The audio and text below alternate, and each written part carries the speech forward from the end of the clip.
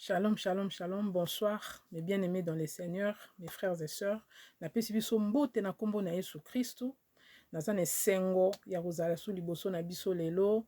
Na sepeli vraiment nzamba sa biso grâce lelo to partager message moko sur le pantalon. Nzamba pesi nga révélation sur le pantalon.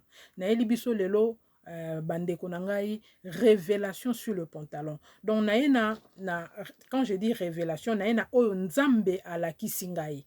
Nzambe amonisi ngai pantalon eza nini, nzambe abimiseli nga pantalon eza nini na ndoto na songe. Donc nzambe asalanga grâce wana ya kolakisa ngai makambo na songe, makambo ayebisi biso menga alakisaka ngai yango na film, apesaka ngai dessin, alakisaka ngai na vision to na songe, apesi ngai révélation nde yango na memelaka bana na ye ndenge ya lingi selon sa volonté na memela bana na ye yango lelo na memeli biso révélation, un secret. Moi, je suis tellement contente de koyeba secret oyo sur le pantalon. Pantalon ezali nini spirituellement. Pantalon oyo to monaka, bandeko nanga pantalon oyo to lataka ezali spirituel. Tout d'abord. Eza eloko moko ezali spirituel. Po nzambe apesi biso maloba na ye, mais le Dieu là qui nous a parlé, c'est un esprit. Alobeli biso makambo na molimo. Oyo il faut to sosola. Mais avant na kene kopesa message oyo nazali kotika nanu moment oyo na maboko ya nzambe bandeko boyoka message oyo vraiment puisque eza important. Eza message oyo ezali combattu makasi. Eza message oyo monguna na yo alingaki oyeba te. Toyebi adversaire na biso aza nani alingaki toyeba makambo te. Mais nzambe a révélé biso po nzambe alobi na biso mingi to comprendre te. Alors nzambe amemi biso na dimension ya révélation, amemi biso na dimension ya songe, ya kolakisa biso yango neti film. Donc tozopesa nzambe vraiment merci. Nazotika mama oyo na maboko ya nzambe na biso, tika ete présence à Jésus-Christ ezala na biso. Yende apesi message oyo, yende apesi révélation oyo, ye moko amema maloba na ye, po alobi bapate na ye bayokaka mongongo na ye. Ememango na molimo na ye na mitema ya bana nzambe bakotala message oyo, o basepozaki ba question, o bazalaki na ba problème, o bazalaki na ba combat, o bayebaki place ezouta te. Tika ete message oyo emema délivrance, efungola biso miso, ebikisa biso. Toyeba pantalon lelo ezali nini, esunga biso to s'épanouir na vie, poto to sape nzambe na biso na kombo na Yesu Christu. Tika ete mutu nyonso akotala message oyo, loboko pe puissance ya kombo ya Jésus Christ de Nazareth ezala likolo na ye. Na kombo na Yesu Christu, j'ai ainsi prié. Amen. Mes frères et sœurs, na memi message oyo nzambe apesi biso sur le pantalon. Révélation nzambe apesi biso sur le pantalon. Ezali eloko moko o nzambe a utiliser ngai moko. Mais avant na kota na message na biso, nazopesa quand même message, nazopesa quand même verset biblique oyo bandeko basapuyaka nango, o biso surtout to sapuyaka nango pona kotalisa mwana nzambe ke papa na biso aboyi tolata eloko wana. Mais message wana ezali incompris, message wana ezali mal compris et memi confusion. Message wana efungoli kaka bana nzambe misu te ba comprendre yango te. Ezali message oyo nzambe na biso apesi biso na livre ya Deutéronome 22:5. Oyo nzambe ayebisi biso boye que na mukanda na ngai ya Louis II, na Bible na ngai ya Louis II, nga naza na Bible ya Louis II, na Bible na ngai ekomi que un homme ne portera pas d'habillement de femme et une femme ne portera pas d'habillement d'homme. Mais là, on est salami et ça dit que tu comprendre yango te. Et ça dit que ma parole wana et ça comme vraiment un code. Et c'est le quoi ça parabole pour na biso et fungol biso kaka misu te. Yango wana et memeli biso ba confusion ebele. Tant bazo sabana nzambe mususu bazo pesa verset obana nzambe bazo tuna. Et bon esali nini? Et bon lo oni na grave kasi nga na moni na ngate place nzambe ayibisi biso bana basi to lataka ba pantalon te. Nzambe oya yokaka biso a comprendre que tu comprendre maloba na ete, a comprendre que tu comprendre parabole wana te. Puisque Bible de biso na livre ya Jean 1, au commencement était la parole et la parole était avec Dieu et la parole était Dieu, n'est-ce pas? Donc malobo to tanga ke za nzambe moko nga benga ngo la bouche de l'Éternel. maloba nzambe wana eza maloba na ye moko, bien que il y a pas tout, bien que ba dissimula makambo ebele, bien que balongola, mais basali kaka maloba ya basali kaka vie maloba ya nzambe o bango bazwaki po ba transmettre biso. Donc voilà. Natiki eloko oyo na longoli na nsuna nu Deutéronome 22:5, puisque to se comprendre te nesika wana na kumisi nzambe apesi biso siko révélation. Alakisi biso yango eza lokola bana mikie a comprendre que tozali bana to comprendre te asali biso dessin po to comprendre. Voilà lo na ina loba. So expliquer moi na no ya mokie likambo to comprendre te okoko sa ele dessin au mona comprendre bien ezaki nde boye. C'est ce que le Seigneur a fait pour nous. Et lo nzamba alakisa nga mingi yango wana. Donc oyo grâce au nzamba salinga alakisa nga makam na vision ndenge likambo ezo salama ndenge o se posa ki question apesi nga yango na film alakisi nga yango na film nga na memi yango siko ko expliquer pour to comprendre malamu. Pour nzamba zo ebisa biso na livre à Proverbe. Un peuple sans révélation est un peuple sans frein. Yango na zo sa bandeko batanga ki maloba oyo o se limita ki na maloba ya nzambe oyo alobi sans révélation, sans comprendre.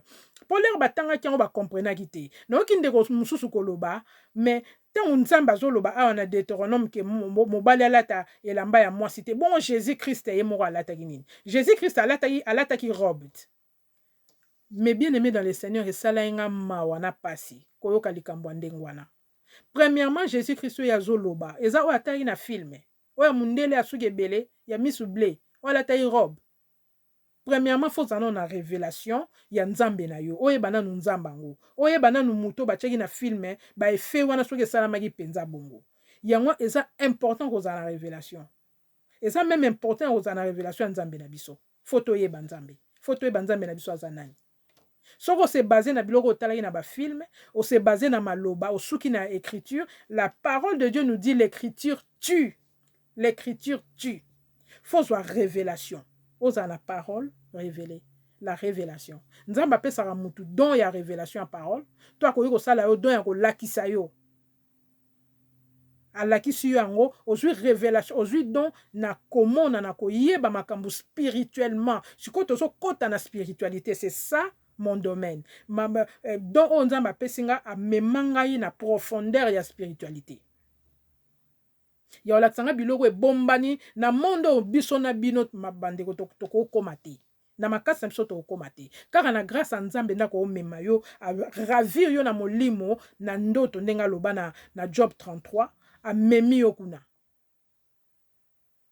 Car nzambe mtako o mema biso kuna. Ako mema biso ne bisiko biso to komate.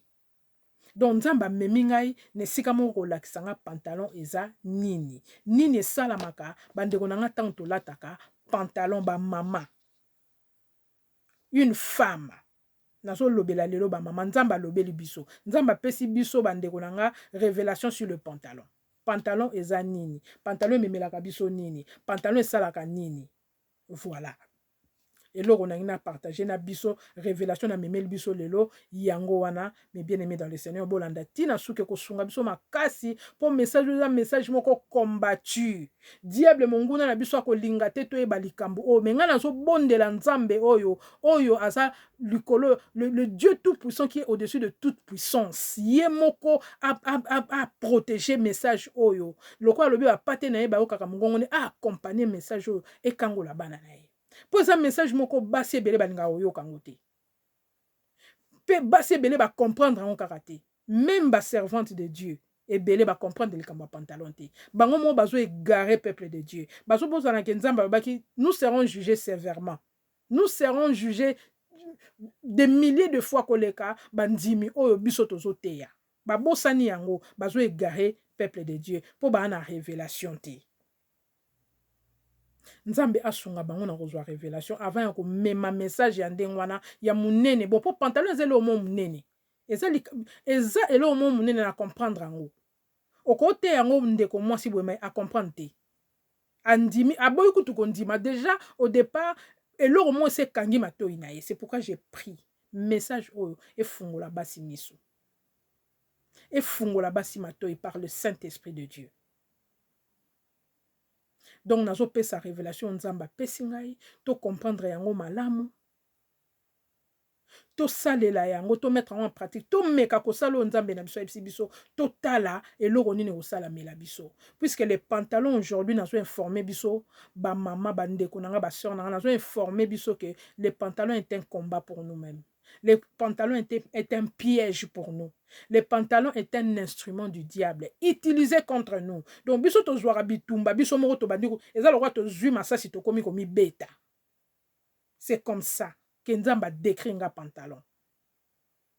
Yango wana nzambe aboyaki eloko wana po eza na mibeko ya nzambe. Alors mutu mabe, muta makanisi mabe, il est parti par accueillir ko sala pantalon pour contredire nzambe. Pour kanga biso na piège na ye. Alingi a contredire parole de Dieu. Pour na ko bundisaka a biso moko. Voilà pourquoi le nzamba sali biso grâce a délivré biso na likambo a pantalon. Pour na ebi ke après message oyo bandeko belé ba ofungola misu ba comprendre que pantalon eza un poison. Ngana obenga ngo lelo poison. Le pantalon est un poison pour nous les femmes. Pantalon eza bien dit. Nzamba la kisinga pantalon ndenge e combattre biso makambo memela biso la kisinga pesu biloko mususu apesi ngango na film nzamba la kisinga mèche na koya koyebisa na koya ko partager na bino mèche bomona na mèche mais mèche eza nini spirituellement c'est ça le problème eza nini c'est ce que le Seigneur m'a montré eza makambo okamwa bilo nyonso to salelaka oto yebeli tina te yango mte combattre biso et memela biso ba problème ebele ba blocage yango mte zo combattre étoile na biso pantalon eza arme oyo zo combattre ba étoile na biso. Donc voilà mes bien-aimés dans le Seigneur nzambe a pesi message oyo po na biso to bika. Donc même ba papa o bozolanda bosunga pe ba mama tamsu mama yo kay message o bien te zwa yango yo kisa yango mama po eza po na bien na bino mbale pourtant bitumbe ya na ndako elandi mama e landa pe yo papa bino mi bale bokoma na problème po bible je so bosangani mama na papa bosangani bokomi une seule chair bokomi mutu moko donc bitumba mama ezaka ya mama te comme pe ya yo papa ndenge moko na ba papa nzambe alakisi ngeza message mususu ba papa ba kolata ba pantalon sexy alati pantalon 3 ou 4 ou 5 tailles en moins que ye donc pantalon mon qui est donc tant azo koti sango penza o senti penza pantalon ezo sala ba ezo lela donc azo koti sango na makasi poni pour pantalon faut serrer il faut serrer ba partie na yenyo so nzoto ba partie intime ya mobali ezo mona na nango na liboso ezo mona na pantalon na sima pe ezo mona eza en abomination devant l'Éternel. Et là, ba papa belé bazwe bate wana mutu mo na lobeli yango te ba pantalon sexy d'homme tina nango ezani pour séduire.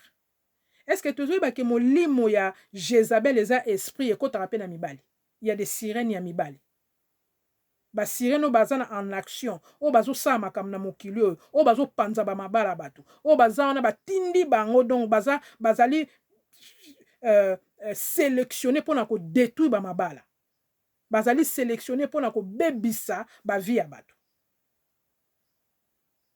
ba ko bima na basi na mibali en même temps. Il y a des pantalons au mobala ko latati. C'est ça le problème. So balobika pantalon mobile sur pantalon sur latino puisque ba modèle mususu ya basi mibali pe ba olata. Même pantalon à basi. Ba obe un pantalon mixte. Nde mo pe na mo so lata pantalon mixte. Mix na nini nzamba a séparé. Abi mobile lata pantalon mobali, moi si lata lamba na ye. Alata robe, alata jupe. Mais ce qu'on mobile yo comment ta pantalon mix moi sinon la tient pour la tient ozo mate yo mon mobile na no combien na abomination devant Dieu wana eza message mususu o nzamba pesinga eza accompagné na message oyo na kopesa ngo à part na enda le na message o nzamba pesinga pona biso ba mama alors nzamba la kisinga ni na koti na révélation nzamba pesinga yi o nzamba moni singa yi na lali nzamba zo la kisanga na komisika mo na zo tambola ko tambola na zo tambola nazoya calmement ndeka na lataka na lati na pantalon nazwi saka mena nga na simbi nazoya na otambola nazoya et tout alors l'air nazo tambola na pantalon nanga na sac nanga nazoya du coup na monu ndeye na otambola sou bien te na comprendre te elo ni ezosala na ndo tambola bien ba mona okoka soko tambola te na so comprendre na ota pembeni naza nga moko na otambola nga mo mais na oko tambola te mais au fur et à mesure ekoma makasi ngabi na komo mona ngo komo koma sérieux et komo empêcher nga vraiment na oko tia so ba pas bien te alors na bino et comme sérieux l'air mon na nzela na telemi na bino na ta elo ni ezosala alors na tali boye na mitala boye bandeko nanga mais bien aimé dans le Seigneur na moni pantalon on a lati efungwami na se donc efungwami na ndenge nini et comme neti ba singa singa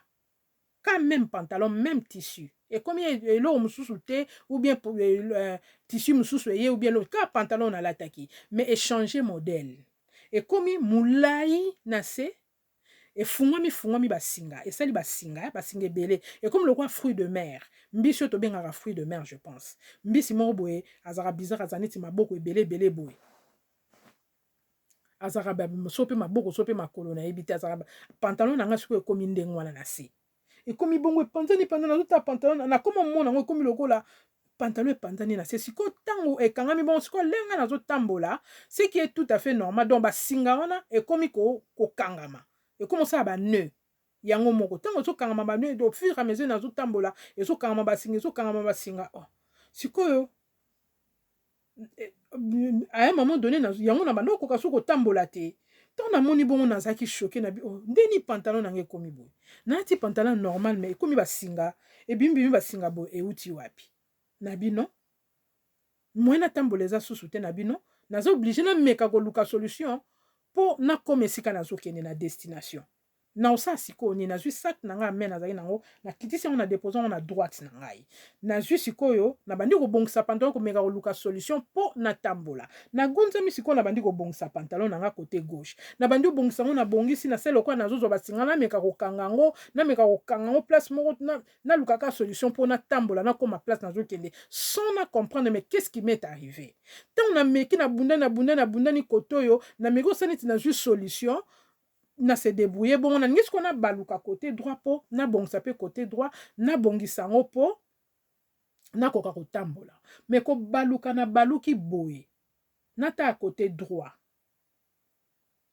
nata la boye po na zwa basingana na bongisa nata la place na tiaki saka menanga soudain namoni nini mais bien aimé dans le Seigneur message na zoni kopesa vraiment ngana bo comprendre bien na moni nini place ngana tiki sac na ngana moni ba ne donc batami kuse ba tobenga ba emoro bato amikuse bele emoro kuta mulai ya mikuse mais bana mikiete ba ne ya mikuse bele ba entourer sac nanga ba entourer sac amenanga donc natali bango siko moko na bango asatiaki loboko na kati ya sac nanga abimisi mbongo ebele babiya mbongo asimbi na maboko na ye mais nzambe alingaki na baluka wana nde po apesanga message alakisanga na grâce na ye na mawa na ye tala makambo ezosala matango yo badistraire yo na pantalon tala ndenge badistraire yo na pantalon po bayiba yo mbongo po bayiba yo finance na yo elingi olakisa nini elingi olakisa ke makambo esalamaki lere wana soki nzambe asala yenga grâce te soki nazalaki na ekuta nzambe te soki nazalaki na distraction après quelque temps nalinga nakoma na problème ya finance donc ndeko soki ozolota bayibaki yo mbongo bayibaki yo sac bayibaki yo eza kaka question ya temps soki obondeli te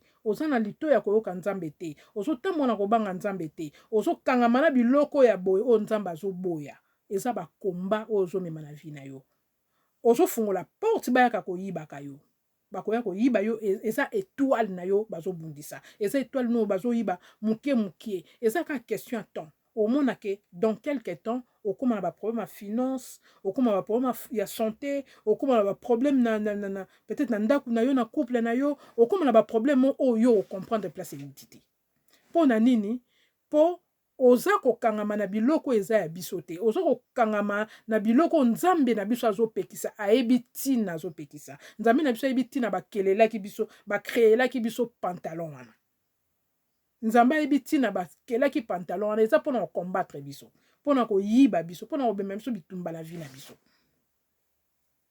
donc voilà lere namoni bongo na botoli ne wana moko mbongo na nga o asimbaki na maboko na ye na botoli yango ntango na botoli yango eloko nini esali na gangeli bango makasi na gangi bakimi bapanzani nga na botoli bango na botoli oyo asimbaki mbongo na zwisaka me na nga nazongisi mbongo na kati nazalaki choqué bandeko na nga nazalaki choqué nakondima likama bonza donc quel rapport yo lati pantalon olati no pantalon yo ebiki eza elamba ebombi nzoto na yo otambola no lati pantalon mais nzoka pantalon eza porte d'entrée ya bitumba na vie na nzoka pantalon eza nde makambo eza nde baproblème oyelaka biso nzoka porte nango mosusu ekotelaka eza par le pantalon baproblème ya finance oyo nzambe alakisanga eza finance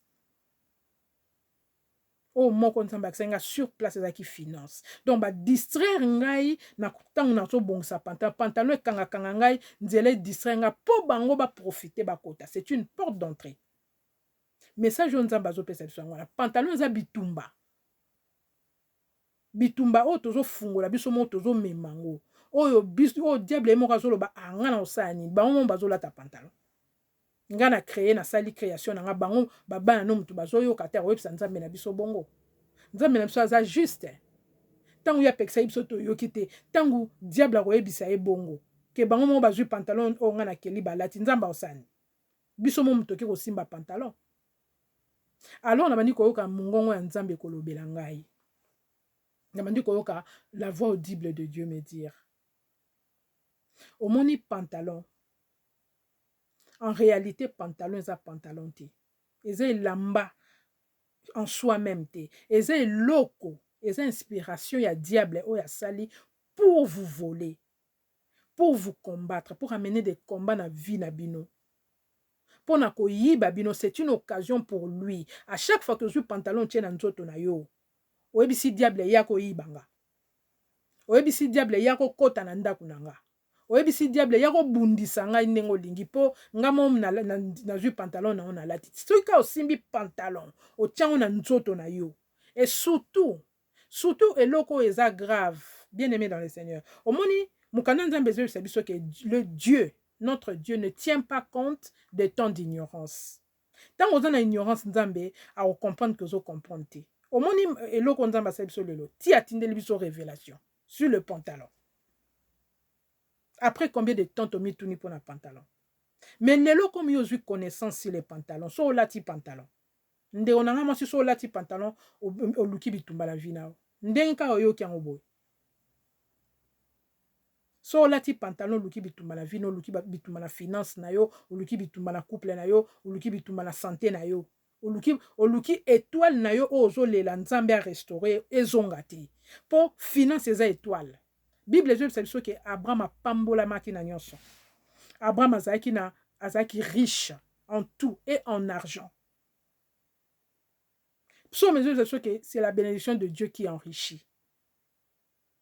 Nzambe apambolaka biso na nyonso pe na mbongo. So nzambe alakisinga mbongo pambata. Puisque mbongo eza bénédiction eza lipamboli.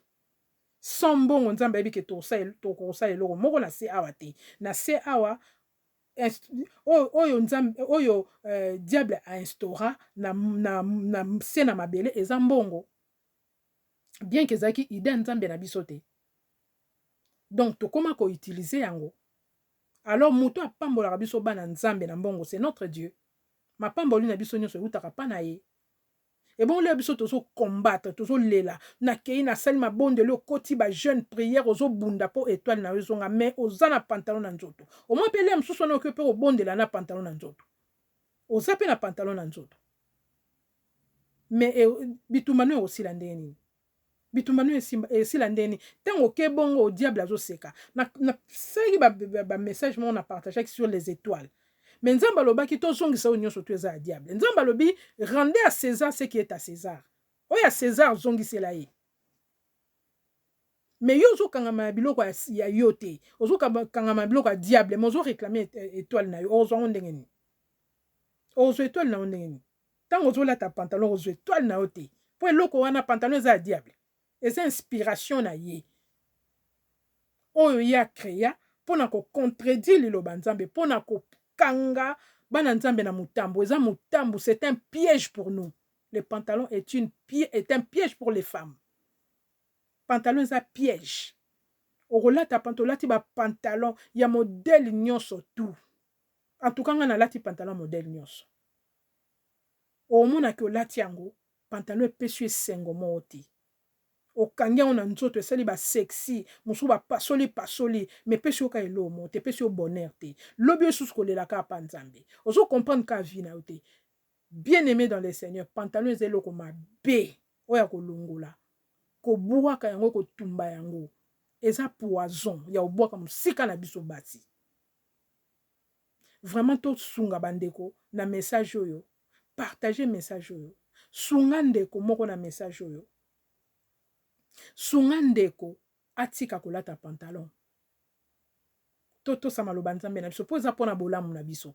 Po nzambe azane nzambe. A changer te. Asisi pe te ko sala. Elo mo te ko pekise pe sala. A créer basi. Soki ya ndenge nini elo mo e pekisa ete. Mais alingi nde biso mingi. Nzambe nga o perdre ata a moko te ya mwana na ye. O yakela. Alingi te. Alingi o perdre ba ama ba na ete. Donc voilà, mes frères et sœurs, on a mis la biso message sur le pantalon, révélation sur le pantalon. Les autres baby pantalon les années les habits tombés, les autres ma beto la tarananto e balukaka e loko mususu. Na miswa diable eze loko mususu. Donc c'est ça et loko bateau to lataka. Eza armo to lataka. Eze loko mabe makasi. Donc nzambe na biso a betisi lelo trompette a lobi to tika kolata pantalon to kabwana na pantalon to zongisela César o eza ya César eze loko na biso te to kabwana na pantalon soko olingi ozwe sengo olingi ozolela nzamba zongisela restaurer vie na yo banda na ko kabwana na o eza ya yo te oyo ozosala nzambe pasi o nzamba ko otala yo te ozobima criminel na miso ya nzambe tozo se rebeller na miso ya nzambe likolo ya pantalon. Ndenge mona koyela biso pe message sur mèche nzambe makambo alaksinga pona mèche e ko sunga biso to koyeba mèche aza nani e sunga biso po to kabwana nango vraiment nzambe na biso apambola biso to partager message papa kabola message na bandeko basi na famille ko sunga bandeko kabola message na mwasi na yo tam so alataka pantalon lelo yo comprendre message mieux que ye sunga mama atika kolata pantalon. Eze loko mabe pona bomoi na ye et puis pona ndako na bino bitumba makasi pona couple na bino vraiment nzambe na biso a pambola biso ngai na pesi biso vraiment lusumbu te na kombo na Yesu Kristu et soki Jésus Christ na biso azongi kozwa biso nanu te na koya mbangu pona komema biso message o nzambe apesi nga ba message ebele ba révélation ebele pona kosunga peuple na ye kimia na Yesu Kristu ezala na mabota na biso. Ngai sœur na bino adasa na lingi bino mingi na bolingo ya nzambe et je vous dis à très bientôt mes bien-aimés dans les Seigneurs. Au revoir.